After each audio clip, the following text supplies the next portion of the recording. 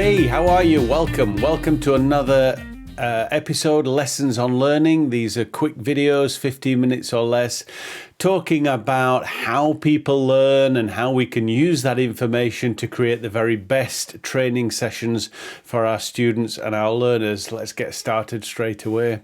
We've often talked about how questions are a really powerful teaching tool, and they're a fantastic way to create energy, interaction, and to get our learners really thinking about the information. The more we can ask them questions and pull the information out of them, help them discover things for themselves, the more we can really embed that new learning and help them feel ownership over the information that they discover. But asking questions can sometimes have a side effect. It can sometimes create some frustration, some anxiety, and lead to a negative response. And if that happens, it's usually down to one of three situations that have arisen.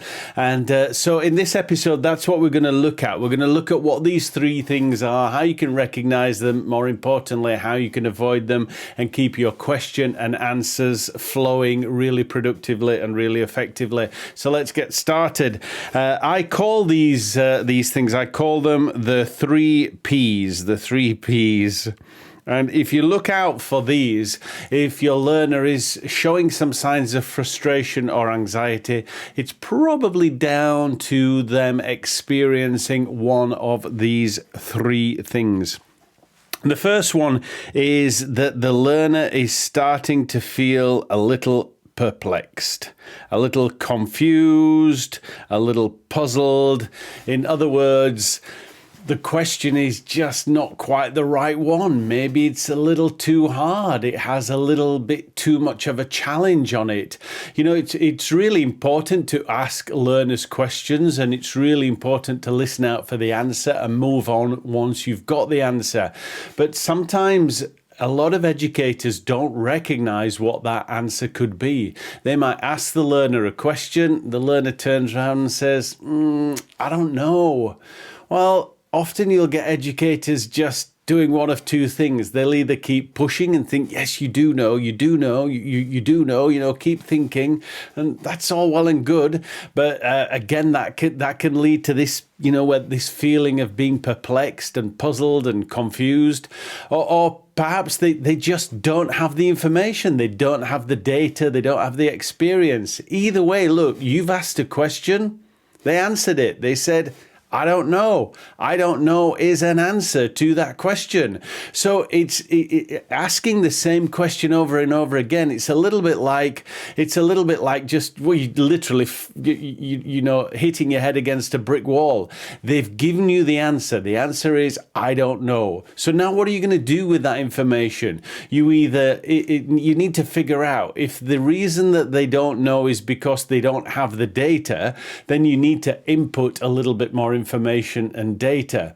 Or maybe you need to make the question a little bit simpler, a little bit easier. Maybe break the question down into smaller parts, smaller components.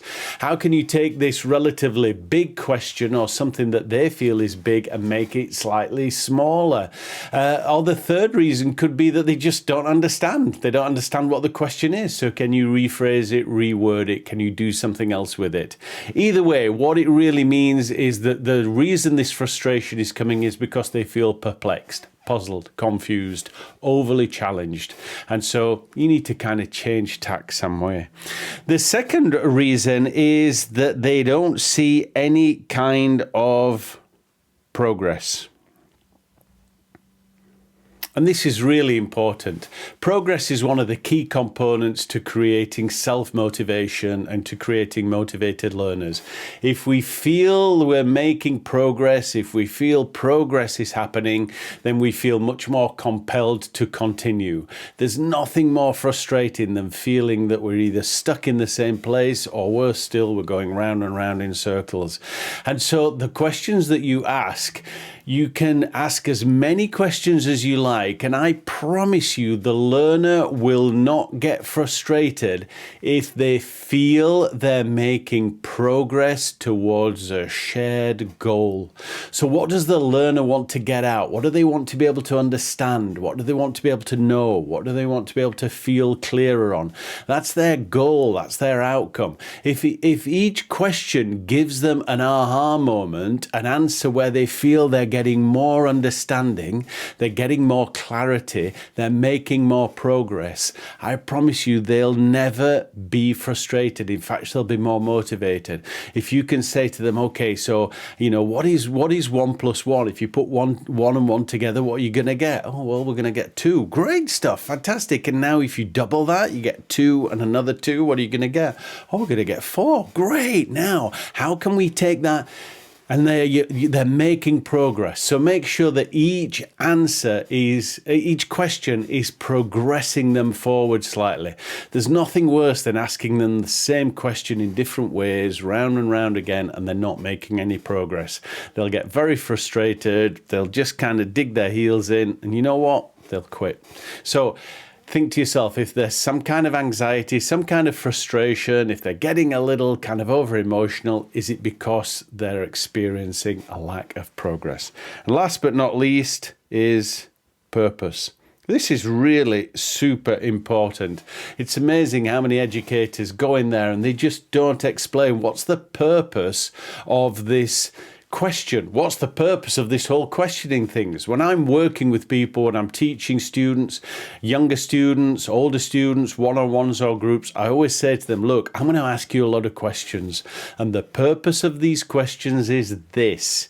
If you don't understand the question, let me know. If you don't feel that the question serves any value, let me know. But I am going to ask you questions because I believe it does this and you will experience that. Does that make sense? So I give them a sense of purpose over what the questioning is about. Secondly, what purpose does the question have? Say to them, look, I'm going to ask you this question. Really think about it, kind of try and really sort of ruminate on it, because the whole point of this question is to get you to remember or get you to realize or help you understand. So what's the purpose? Do they understand what the big picture is, what the big why is? So think of it like this, my friends. If they're feeling a little anxious, they're feeling frustrated, if you're getting a little pushback, is it because they're feeling puzzled or perplexed? Can you make the question smaller, simpler? Can you reword it? Can you re-clarify it? Can you give them more data, more fuel to be able to answer this question with? Do you need to encourage them? Give them a little bit more time. Just reassure them. It's okay. Keep thinking. I think you're going to get it.